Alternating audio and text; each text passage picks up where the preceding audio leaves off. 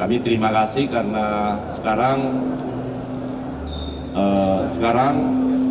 survei layanan publik terhadap Kementerian Hukum atas dukungan semua teman-teman pimpinan unit utama, Pak Sekjen, Pak Irjen, dan semuanya itu mencapai 97%.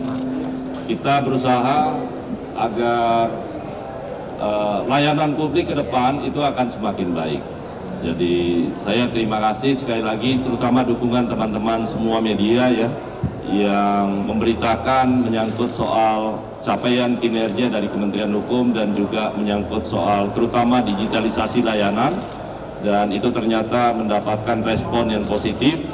Tentu kami tidak berpuas diri terhadap capaian survei kepuasan publik yang hampir sempurna, tapi masih ada pekerjaan rumah yang terus kami tingkatkan, yang tentu dibantu oleh semua teman-teman pimpinan unit utama maupun kantor wilayah. Saya rasa itu nanti sekarang akan dilanjutkan dengan rapat koordinasi beserta seluruh Kakanwil dan kepala divisi, pimpinan divisi di masing-masing wilayah.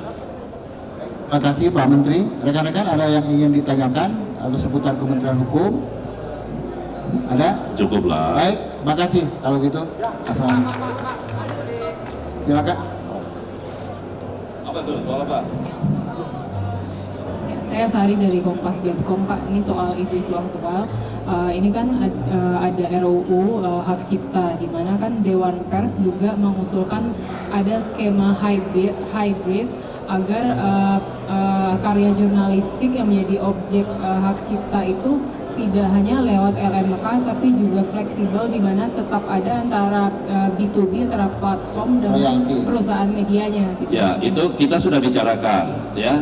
Saya sudah ketemu dengan seluruh pimpinan medianya dan juga owner medianya.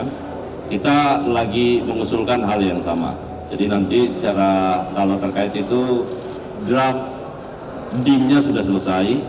Dalam waktu dekat kita akan kirim ke DPR. Tapi yang paling penting sebenarnya bukan itu. Karena itu kalau soal mekanisme royalti kan itu lewat LMK atau B2B langsung, itu bukan itu persoalan.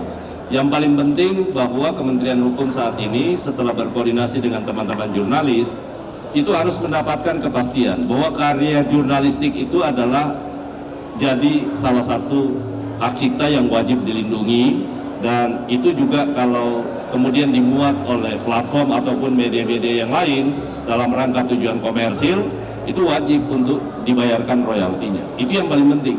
Soal mekanisme penarikan royalti, perjanjian itu berikutnya ya, berikutnya akan kita bicarakan lagi.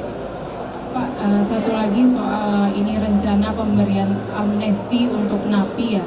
Ini sempat disinggung Menteri Imipas kalau akan diberikan amnesti, namun mereka harus ikut Komcat. Padahal jadi gini, Komcat itu pernah dibicarakan, tapi sebenarnya bukan itu, bahwa Presiden menginginkan agar narapidana atau warga binaan itu kalau diberi amnesti, terutama yang masih berumur produktif ya, agar dikasih pelatihan supaya mereka nanti ini akan ditempatkan di unit-unit usaha yang memungkinkan di sektor ketahanan pangan. Jadi tidak langsung bebas seperti yang diberi amnesti kayak gitu. Jadi mereka harus dilatih untuk bisa membantu di sektor-sektor ketahanan pangan. Jadi itu menurut saya suatu hal yang bagus ya. itu bukan Komcat, Pak. Ya, itu Komcat kan dalam pengertian tadinya kalau bisa mereka ikut. Walaupun saya tahu memang ada menyangkut soal nomenklatur di dalam undang-undang itu, menyangkut soal syarat-syarat formalnya. Tapi intinya kita mau menginginkan memanfaatkan sumber daya manusia yang ada agar bisa membantu dalam proses peningkatan produktivitas terutama di pangan. Gitu ya. Baik, satu lagi, cukup? Cukup. Baik teman-teman, makasih ya.